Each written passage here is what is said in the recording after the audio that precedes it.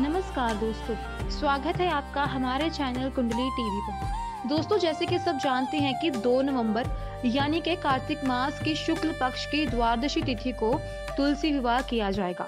इस दिन भगवान विष्णु के शालिग्राम रूप का विवाह माँ तुलसी के साथ किया जाएगा।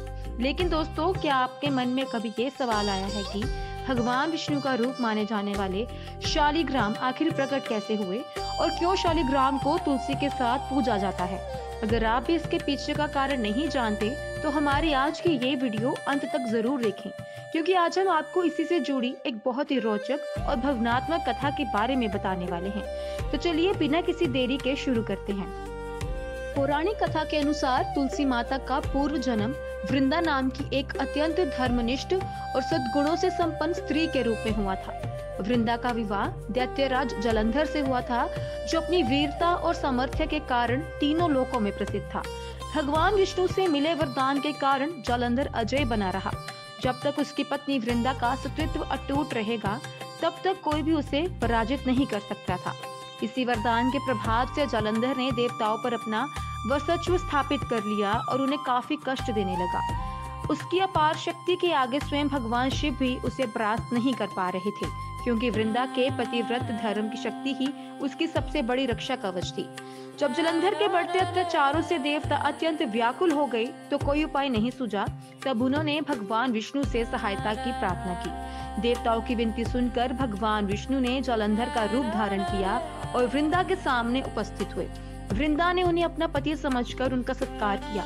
उसी क्षण उनका सत्वित्व भंग हो गया। जैसे कि वृंदा का प्रतिव्रत नष्ट हुआ, जलंधर की दिव्य शक्ति समाप्त हो गई और भगवान शिव ने उसे युद्ध में पराजित कर उसका अंत कर दिया। जब वृंदा को यह ज्ञात हुआ कि उसके साथ छल हुआ है और स्वयं भगवान विष्णु ने ये रूप धारण किया था, तो वह क्रोध और दुख से भर उठी। अपने पति के साथ हुए छल और सतीत्व भंग के दुख से आहत वृंदा अत्यंत क्रोधित हो उठी और भगवान विष्णु को पत्थर बन जाने का श्राप दे दिया। उसने इस कठोर श्राप के प्रभाव से भगवान विष्णु तत्काल शालिग्राम पत्थर के रूप में परिवर्तित हो गए। वृंदा के श्राप से भगवान विष्णु भले ही शालिग्राम रूप में परिवर्तित हो गए, परंतु उन्होंने वृंदा की भक्ति और प्रतिव्रता का आदर करते हुए उन्हें वरदान दिया।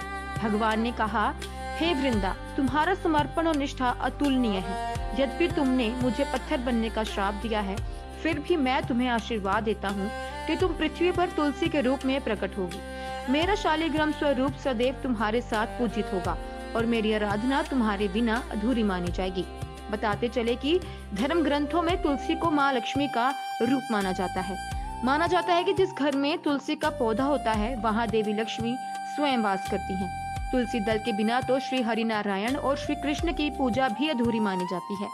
तुलसी का नियमित रूप से पूजन करने से घर में सुख, सौभाग्य और समृद्धि का वास बना रहता है।